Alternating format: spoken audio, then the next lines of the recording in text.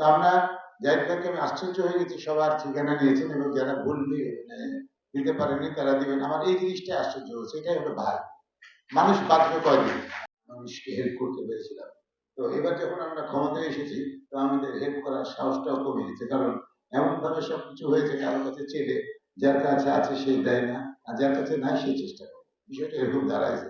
এখানে আজকে যে আমরা সবাই মিলে করলাম, এখানে যারাই আছে এখানে আমাদের সামনে, তারাই কিন্তু একটু একটু একটু একটু করে আমাদেরকে হেল্প করেছে। যে হেল্পটা কিন্তু আমরা ওই দুঃখী মানুষদের পাশে আমরা ঈদের উপহার হিসেবে দিতে পেরেছি।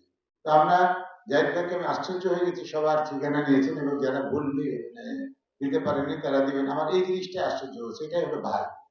মানুষ বাঁচবে কয়দিন, মানুষের পাশে মানুষকে থাকতে হবে, মানুষকে পাশে রাখতে হবে। এটা আমার বর্তমান বর্তমান প্রধানমন্ত্রী বলেছে যে মানুষের পাশে থাকবো, মানুষকে পাশে রাখবো। সত্য করে শেষ করতে আজকের এই দিনে আমরা প্রতিজ্ঞা করি, নারীর অধিকার, মর্যাদা, সমান সুযোগ নিশ্চিত করতে হবে, সবাইকে একসাথে কাজ করতে হবে।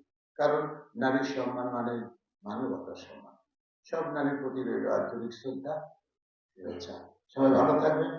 অনেকেই বক্তব্য দিতে পারেননি, আমি সরি, কারণ সময় অভাবের জন্য। আমাদের সীমাপা আছে, আমাদের লিপিয়াপা আছে, রুবা আছে, সবাই বসে আছে, কেউ বক্তব্য দিতে পারেনি। আমার মৌসুমী, আমার যোদ্ধা বসে আছে, আকরিমা মুক্তা বসে আছে, রুবা কেউ বক্তব্য দিতে পারেনি। দুঃখিত না হওয়ার কিছু নাই, সামনে অনেক দিন আছে বক্তব্য দেওয়ার জন্য, তৈরি হও।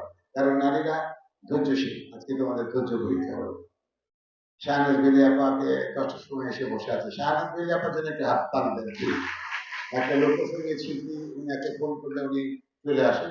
সবাই ভালো থাকবেন, নারীদের সম্মান সবার আগে। আসসালামু আলাইকুম।